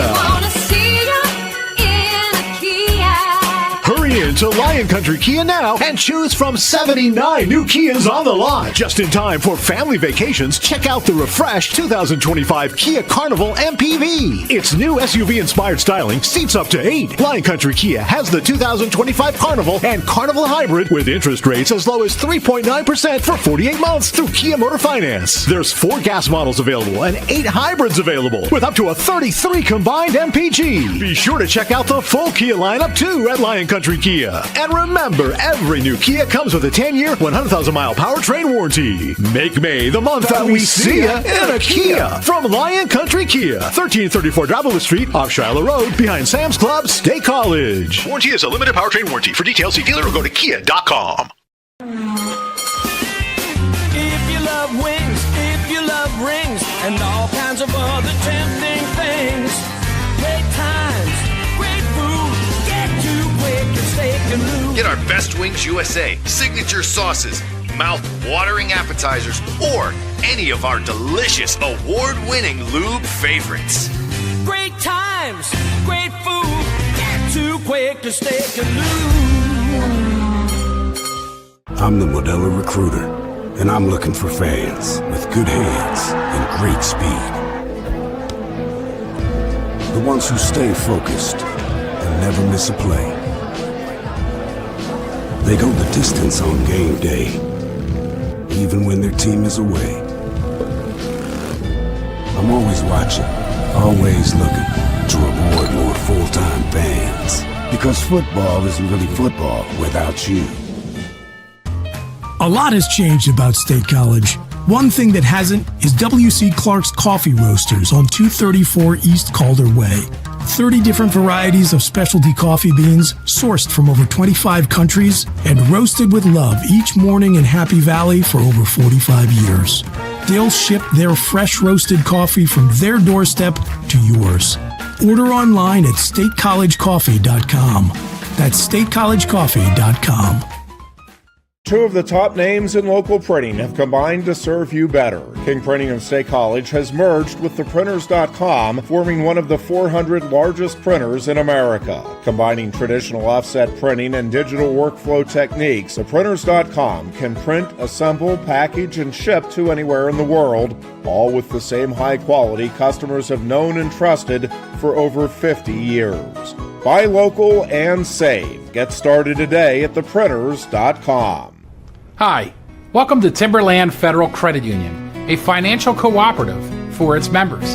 tracing all the way back to 1973. Experience Timberland Federal Credit Union, where you're greeted with a smile and financial solutions are tailored to your unique life journey.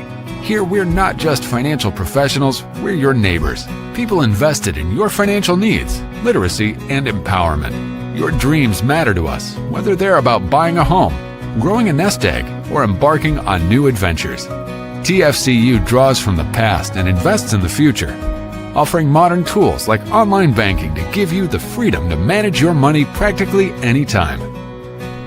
Additionally, we're passionate about giving back both time and resources because enhancing our community is at the core of why we're here. Visit TFCU in person or online to learn more about our services and apply for a membership today.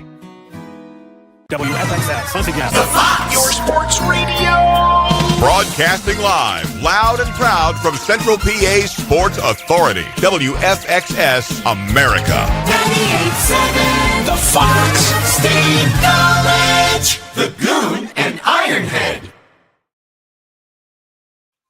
Minus the Ironhead, Goon and Tengwall here. A couple of former Penn State offensive linemen here at Quaker Steak and Lube. Just ate my last 4 wings. They were really good still. You get 10 more in you, right? Yeah, I could do 10 more. I'd be curious to come in here and see how many we could do. We did something. We cleaned them out once. I remember my freshman year. Yeah, we came here. Sean Clifford. Shout out Sean Clifford, Taquan Roberson, and Christian Veyu. They split our bill for the entire offensive line. Christian Veyu with another shout out today. Yeah, couple for him. This is Jeez. good. Well, I haven't heard the name, and I heard it earlier. I was like, that's that kid's name. Yep. He was my roommate, so you know. Really? Oh, yeah. One of my best friends to this day. You know what I remember about him? What's that? You're going to laugh. Oh, no.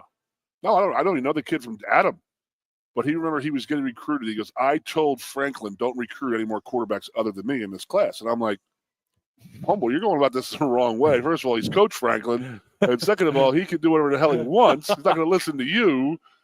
I just remember sitting there like, this kid's got a lot to learn. He's gonna come in here and he's gonna get his booty kissed for years upon years, and then all of a sudden it's the real world.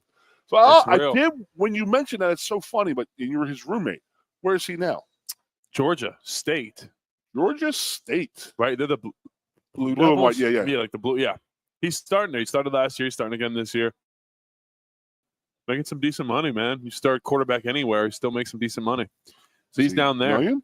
What's that? $1 million? Nah, not $1 million. Not $1 million. How many guys are now? I don't need names. I don't want to. How many guys do you think are over $1 million on our team? On our team? 3, I could say that it's our backfield. Yeah.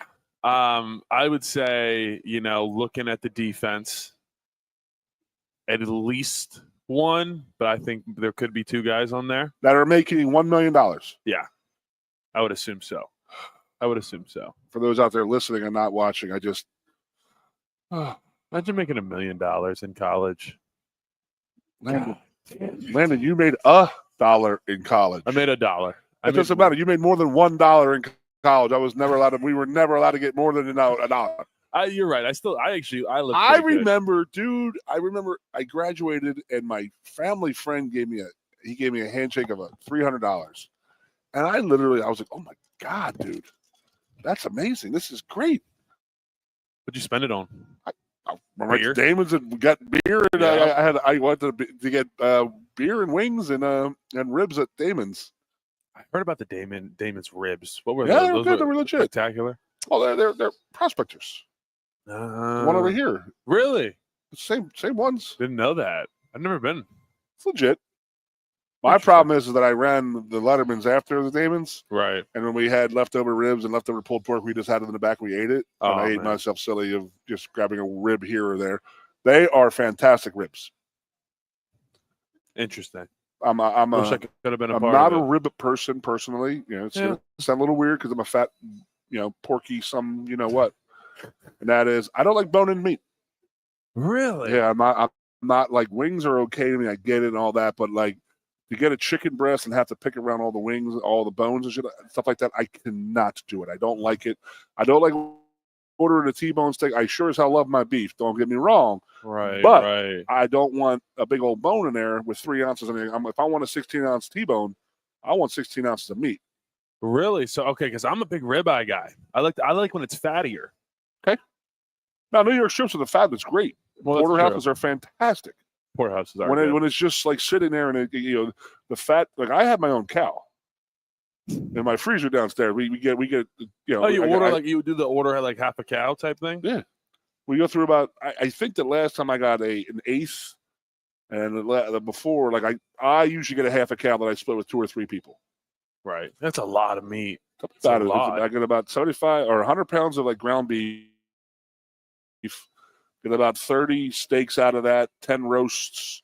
I have other stuff. I have the organs, the bones, and all this and all that. The other people want because they're cooks, and they like making bone marrow soup and stuff like that, and all this. I'm not part of. I want ground beef because I can heat it up for my puppies. I'll make a little rice and beef and just put a scoop or 2 of that in there. Makes me go crazy. Oh, that's good. So I get mostly beef, but then you'll go to my tailgate, you'll see I will always have 10 pounds of burger there. We can throw burgers on it at any time.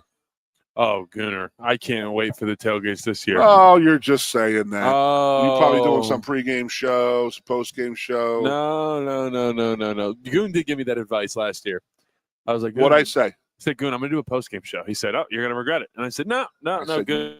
You're going to hate it. I said, no, Goon, I'm going to do this, and it's going to be the best thing ever. And me and you could do a show for my tailgate, which would be absolutely awesome. That could be a fun time. There is no Wi-Fi. Yeah, that's hard. It's impossible. It's physically impossible to do it from there. So that's why you have to go downtown. The problem is getting downtown is that they want to do a show 40 minutes after a game. You're not getting downtown unless you have a rickshaw or somebody driving you on a bike. You're not getting down there.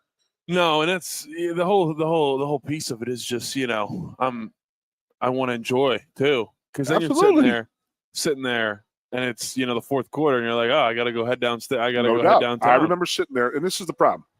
I'm not ashamed of it. I may have been inebriated, and we did a post-game show one time, very, very inebriated, and we were asked to not be on the show anymore. But that was the Ohio game. First game after the sanctions. Not good. I'm sitting there saying, you know what? I'm going to be here for these guys. I'm going to watch this whole game, and watching that game, and they slowly burn out and this and that, and they lost the game. And it was like getting downtown, and I got over-imbibed in the suite during the game.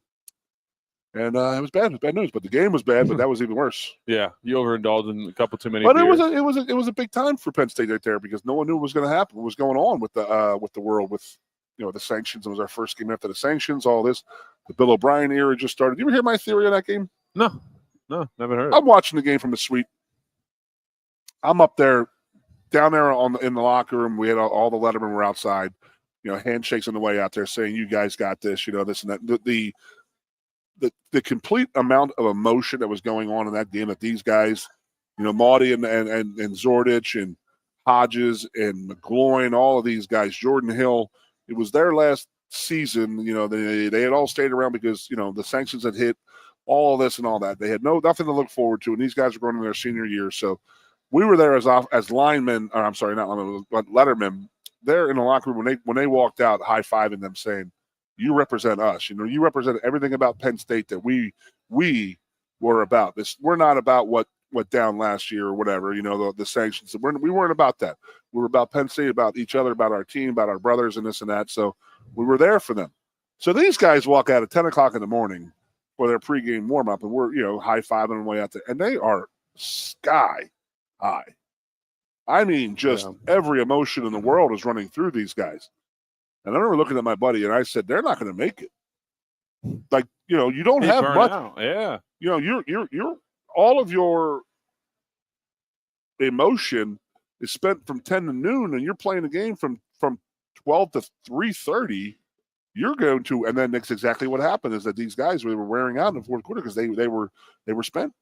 They had spent so much emotion and energy, before, during that early in game, that Ohio started just working them and picking them apart. And Ohio was a very, very good. They were an older team who came in and took care of Penn State that day. It was a bad day, but it was, Is that a close game?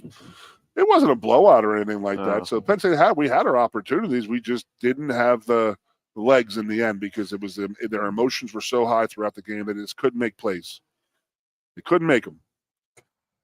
It's bad time, Crazy man. time. Crazy And then time. we go the next week and we lose to UVA at UVA when our kicker misses 5 field goals. We started out 0-2. Absolutely, we did. Shout out Bill O'Brien, man, because to come back from that couldn't have been. He could have lost him. We had a bunch of tough fighters. Yeah, we had some guys throwing haymakers on the even if you were going down. You didn't catch what I meant. When he had an ABC interview and he didn't use the word fighters. Yeah, fighters, yeah. There were a bunch of fighters. Fighters. I forgot about that. That was a good one, Gooner. Yep. We had a bunch of fighters on that team. It was like he said it. He definitely said it. He for sure said it. And then used the word fighter 10 times afterwards. You know, as many times as he could to say, I meant fighting. I meant fighting. I meant fighting. So I said fighting. That's what I said. That's what I said. That's what I meant. That's what I meant. So. Oh, Goon, yeah. No. But all those people did that so we could be where we are at. And then, right I think that Bill was the absolute perfect guy at that time.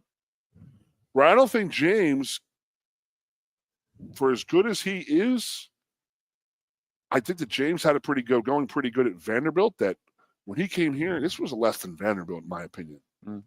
That's how bad it was. I mean, how bleak it looked. It was just so bleak. The future was just, hey, you're not going to bowl games. You have 40 missing scholarships. You're going to be out there. It's like, wow. Was the town like flat then, dude? Like, had to have been. The town. The town was in fear. Like, the university, this town, and the towns around it are because of the university. And if you took football away, every little town around here and this university and this town we live in would have been dead. I'm not lying to you. When they were talking about the sanctions and this and that, I remember me and Carrie had a conversation. If they drop football, where are we going? Because we can't stay here. You can't. We physically could not stay here because there would be no income coming in. Yeah. Yeah, I guess that is kind of why we're all here, huh? It was such a big, big thing. That had been scary. It was scary. It definitely was. And it was just like, people were like, "Come on now, what are we doing?" I didn't start following Penn State till I was a recruit, and so I didn't start following Penn State till 2017, 2018. And, that was a very good time. So I didn't know anything about that, Gooner. Well, pretty impressive. 2014 and 15 dude, I'm telling you right now, Franklin's head was on the chopping block in mid-season of 2016. Yeah, and he went on to win the Big Ten title that year. That year, we lost to Michigan by 30-some points. Oh, that's right. At Michigan that season. Yeah. Yep. And then we lost to Pitt too, right? Yeah, that was a big one. Pitt was loaded though. They were so superior age-wise that they just ran us out of town. Let me think now. The Minnesota game in 2016. Overtime, right? It went to overtime late, and Saquon busted a run to win the game. And I'm telling you right now, there were people, and I knew of a lot of people, that if James had lost that game, he may have been clipped after that game or that season the way they started off. And then everything clicked right after that. Everything really did. We had Joe Moorhead as the OC. It was his first year, so it was sort of slow, the transition into his offense and stuff like that. And then once it did click, they were, rolling people. That's a fun offense to watch. It was. It was a really Gesicki, Chris Godwin, Allen Robinson, Saeed Blacknail. Dude, they were pretty damn good, man. That's a thing now. Guys will sit in a circle and they'll just throw out like the most like craziest names that you could think of. Yeah. What would be yours? I'm trying to think. I mean, if you dug deep. If I dug deep, there's got to be. My class is my team is easy. We have the Yeboah Cody brothers. The Boda Cody. Yeboah Cody. Cody. Kodie. Yeboah Cody. Frank. Where were they from? They were from Montreal, Canada, by way of Africa. Wow. So they were like, Frank and Phil. And Phil was a year older than me, starting linebacker on a 94 Rose Bowl team. Savage. Really good player. Okay. Phil Yeboah Cody. And his older brother, Frankie. Yeah. Some good names. Yeah, no, we've had some good names at Penn State. If we had to make an all-time team name Names? list, who do you think would be on there? Well, my boy right now lives up here, Al Palomalo. Oh yeah, Alawalo. Alo. It doesn't go by A. It's not A-L. It's not Al. It's Alawalo. A-O. Alawalo. Interesting. Alawalo Palomalo. Palomalo. And that's Troy's uncle. Troy Palomalo's uncle. Damn good. In real life. I wonder how many uncles he has. How many? Do you know? We was at my house last week. We were laughing at stuff like that. We're talking about family reunion, and he was, ours is like 7,000-8,000 people, you know. Oh my God. I mean, he just starts talking about, I got so and so, my cousins down, they play at Syracuse, they play at Navy, they play here, they play there. We got to, our opening games, and we go away, we buy weeks and away games, we go watch them, and I'm like, damn, Good God. Yeah, that's a lot. Hold on, I'm thinking here. We've had some good ones. Well, I think a lot of times the name is only we think of it so good because the player was that good. You know, sometimes they make the name great. I just saw that about Ray Lewis. Do you know that Ray Lewis, like his nor his father or his mother's name was Lewis. They both had different last names. Ray's mom went to the hospital to give birth. They couldn't even afford to get out of the hospital, so she had a friend that was in the military. His name was Ray Lewis, and he came off, signed on the birth certificate, named him Ray Lewis. Didn't even really put a junior. And so Ray Lewis said he met him one time and he said to him, I'm going to make your name great. And jeez Louise. Right? Isn't that a crazy story? Yeah. Ray Lewis. How about, I could go NFL for a while. DeBrickashaw Ferguson. Oh, come on. Dude. It's a Key and Peele skit right now. It is. Oh, that was one of the best Key and Peele skits of all time. Some fantastic ones. Don't get me wrong, man. There's some really good ones. There is. Oh, boy. What are we doing here? We got 4 minutes before we got to jump. We got to go for 3:57, homeboy. Goon. So what do you got? What are you doing? You when's your shows? What do you got going on? You took the training table idea. Yeah. We're still going with that. Good. Not going to say I was part of the naming process, but I was part of the naming process. Gooner might have been part of the naming process with that one. I was actually part of the show to start off with, and then it went away. You were. I think I forget exactly how it went down, but we did one review. We did one review. Well, I think I already done like 4 at that point. You had done just a couple. Goon did give me a ring about that one. When are we going to do it? Let's go do another one. Look at that. What are you going to do? Let's go. Where would you go? Well, anywhere. What are some other? Well, while we got a couple minutes here. If I'm a new guy. I'm a new, not real real townie. New. Where you've been to the tavern?